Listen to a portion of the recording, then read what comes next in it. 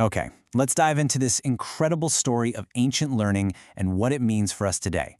We're going to explore one of history's greatest universities, a place that was, believe it or not, a global center for knowledge over 1,000 years ago.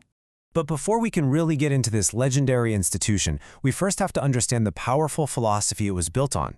It was a really unique approach to education that, honestly, shaped minds for centuries. And that brings us to this fascinating concept known as the Gurukul system. Now, this wasn't just a school, it was a complete way of life, and it all centered on the profound relationship between the teacher and the student. The name itself really tells you everything you need to know. Guru means teacher, and Kula means family or home. So the core idea was that education felt like being part of a family, not just sitting in a classroom. Students would literally live with their guru, completely immersing themselves in the process of learning. Yeah, it was a complete immersion. The goal wasn't just to download a bunch of facts into your brain. It was about developing the entire person. This meant training the mind through tough debates on logic and philosophy, it meant shaping your character with ethical teachings, and it meant learning practical skills. Everything from math to medicine, often right there in the middle of nature. And that central relationship between teacher and student, it was seen as sacred. There's this ancient saying that just captures it perfectly. It views the guru not just as an instructor, but as a guide who's responsible for shaping the student's entire world. I mean, it was a bond built on some seriously deep spiritual and personal trust. So this whole philosophy reached its absolute grandest scale at one of the most famous centers of learning in the entire ancient world, Nalanda. You could say it was the ultimate expression of this deep commitment to knowledge. For over 600 years, that's 6 centuries, Nalanda was this vibrant, buzzing hub of academic and spiritual life. It was founded during what many call India's golden age, and it just flourished for centuries, becoming a magnet for scholars from all over Asia. At its peak, the university housed around 2,000 teachers. Just think about that for a second. A residential campus with thousands of teachers and an estimated 10,000 students back in the 7th century, that was simply staggering. And it was all supported by the revenues from over 200 villages, which were gifted by kings. And this just brilliantly illustrates its global reputation.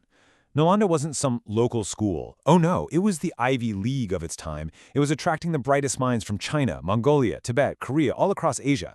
They came to study everything from medicine and math to logic and metaphysics, all under these legendary scholars, including the great astronomer Aryabhata himself.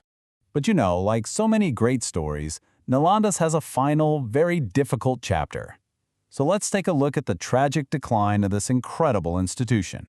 You see, its immense wealth and prestige, well, that made it a target.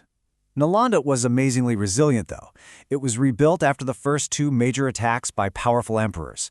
But that third and final blow, that one proved to be fatal. The common story usually ends right there, with this dramatic tale of destruction. But when you dig into the sources, you find a much more complex picture, and maybe a more relevant one for us today. The seeds of its decline were actually sown long before that final attack. So here's the crucial point. While those external attacks were absolutely devastating, there's no question about that, internal decay had already started to weaken the university. Royal patronage began to shift away. Some accounts even suggest the academic culture itself changed, slowly moving from that rigorous logic and debate towards more ritualistic practices. And all of this left the once great institution vulnerable to that final blow. So why? Why does the story of a university that fell over 800 years ago still matter? Well, because its rise and its fall offer some incredibly powerful lessons for our own time. This is such a powerful thought from the Dalai Lama, and it points right to Nalanda's enduring focus on seeking truth. The university's core mission was all about rigorous debate and analysis, all to understand the world as it truly is, not just as it appears to be. And when you compare Nalanda's ideals to our modern systems, the lessons become really sharp. Its focus on personalized mentorship and tough debate stands in stark contrast to the often impersonal, kind of one-size-fits-all nature of education today. And its decline, that's a timeless warning. Any institution becomes vulnerable when it loses academic integrity, when it grows too dependent on patronage, or when it fails to stay relevant to the world around it. So as we reflect on the incredible journey of Nalanda, from that simple Gurukul philosophy all the way to a global center of learning, its story leaves us with this question.